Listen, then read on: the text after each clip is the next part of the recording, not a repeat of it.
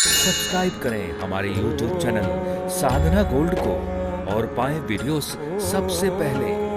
Bell icon दबाना ना भूलें। जा पर कृपा राम की होई ता पर कृपा करे सब कोई। और यदि तुम अकेले भजन करोगे, चिंतन करोगे, संत बीच में नहीं होंगे, थोड़ी सी प्रतिकूल परिस्थिति आएगी, तुम्हारी भक्ति छूट जाएगी। यदि संतों का हाथ पकड़ा होगा, संतों के चरण पकड़े होंगे, तो कितना भी बड़ा विघ्न बाधा क्यों ना आ जाए, आपकी भक्ति अबाध गति से चलती रहेगी। आज किसी घर में भोजन करने गए थे, उन्होंने बताया अपनी समधन की बात। कोरोना में उनके नौजवान पुत्र कोई 30-32 साल के थे, मृत्यु हो गई। भगवान को मानना बंद कर दिया। मानती बहुत कम थी, ज्यादा नहीं मानती, कम मानती, लेकिन जितना मानती थी वो भी बंद कर दिया। उनकी जो पुत्र वधू है वो हमसे जुड़ी है, वो भक्ति करती है। आज मुझको उनके समधन से पता चला, जिनके घर में भोजन था, कि वो भगवान को मानना बंद कर दिया। मेरी समधन ने क्या दिया, भगवान ने मेरा बेटा छीन लिया, छूट गई भक्ति। बेटे की मृत्यु हुई, भक्ति छूट गई। लेकिन इधर मीरा के पति की मृत्यु हुई तो मीरा की भक्ति नहीं छूटी। वसुदेव देवकी के 6 पुत्रों की हत्या कर दी कंस ने, तब भी उनकी भक्ति लगन नहीं छूटी। भीष्म पितामह के पास तो दुनिया का कोई सुख था ही नहीं, लेकिन उनकी भक्ति नहीं छूटी। विदुर विदुरानी जी के पास संतान तक नहीं थी, तब भी उनकी भक्ति नहीं छूटी। क्यों? क्योंकि यहां संत है, संतों का संग है। प्रारब्ध के अनुसार, कर्मों के अनुसार कितने भी उतार चढ़ाव क्यों ना आए, भक्ति अबाध गति से चलती रहेगी। क्यों? यदि संतों का संग हुआ। यदि संतों का संग नहीं, अपनी मर्जी से भक्ति कर रहे हो, तो जब भी कभी कोई प्रारब्ध के अनुसार प्रतिकूल परिस्थिति आएगी, सबसे पहले तुम्हारा भजन छूट जाएगा। ऐसी ऐसी माताओं को मैंने देखा, 64 माला करती है, पति की मृत्यु होगी लेकिन भजन नहीं छूटा, 64 माला नहीं छूटी। एक माता के नौजवान पुत्र के एक्सीडेंट से मृत्यु हुई, उस दिन भी उन्होंने 64 माला करी। कोई और नहीं, इस शरीर को जन्म देने वाली मां की बात कर रहा हूं। इस शरीर को जन्म देने वाली माता, उनके पुत्र की मृत्यु होगी, कोई शायद 20-22 साल पहले की बात। नौजवान 31 साल की आयु थी उनकी, पुत्र की मृत्यु हो गई चंडीगढ़। अभी डेड बॉडी आई नहीं थी, पोस्टमार्टम होना था। अगले दिन संयोग की बात, यमुनानगर में कीर्तन चल रहे थे, कथा चल रही थी, तो पास ही शरीर की जन्मभूमि थी। समाचार आया तो मैं थोड़ी देर के लिए गया, वहां से कोई 7-8 किलोमीटर पड़ता है।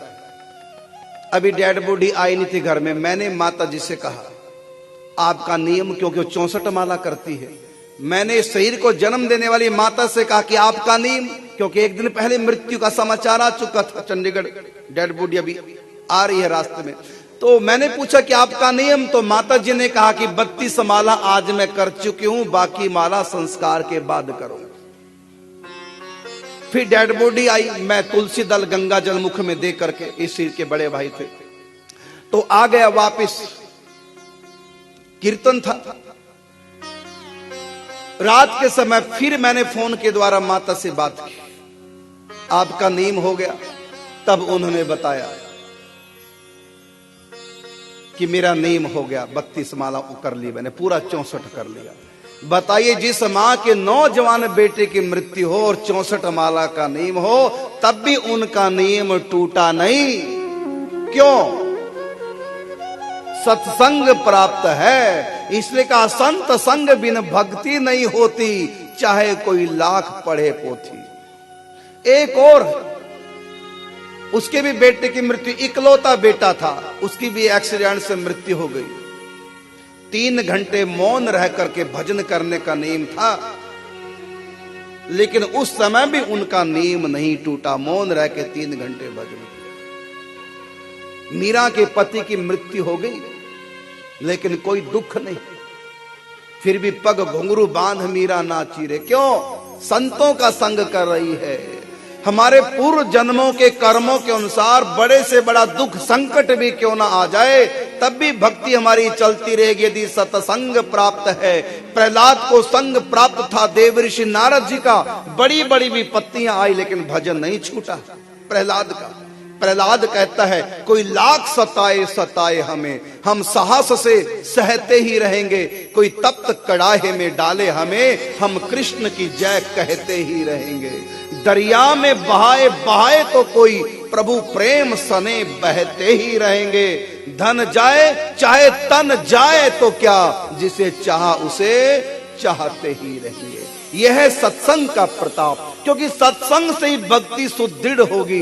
इसलिए भगवान राम ने कहा प्रथम भक्ति संतन कर संगा, दूसरी रति मम कथा प्रसंगा, गुरु पद पंकज सेवा, तीसरी भक्ति अमान, चौथी भक्ति मम गुणगन करे कपड़ तजगान, मंत्र जाप मम दृढ़ विश्वासा, पंचम भजन सो वेद प्रकाशा, छठ दम शील विरति बहुकर्मा, निरत निरंतर सज्जन धर्मा, सातम सम मोहि मैं जग देखा, मोते अधिक संत कर लेखा, आठम यथा लाभ संतोषा, सपने हूं नहीं देखहि परदोषा, नवम सरल सब सन छल हीना, मम भरोस ही हर्ष न दीना। ये मेरी 9 प्रकार की भक्ति है। और फाउंडेशन क्या है भक्ति की?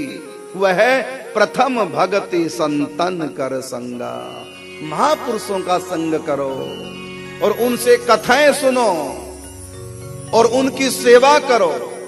प्रथम भक्ति संतन कर संगा, और दूसरी रति मम कथा प्रसंगा, और तीसरी गुरु पद पंकज सेवा, तीसरी भक्ति मान। संतों की सेवा भी करनी है।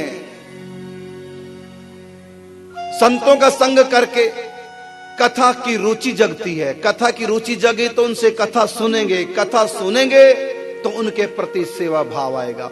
तो कथा सुन करके भक्ति तो आ जाती है, कथा सुन सुन के भक्ति बढ़ने भी लग जाती है, लेकिन टिकेगी नहीं यदि सेवा नहीं कर रहे हो।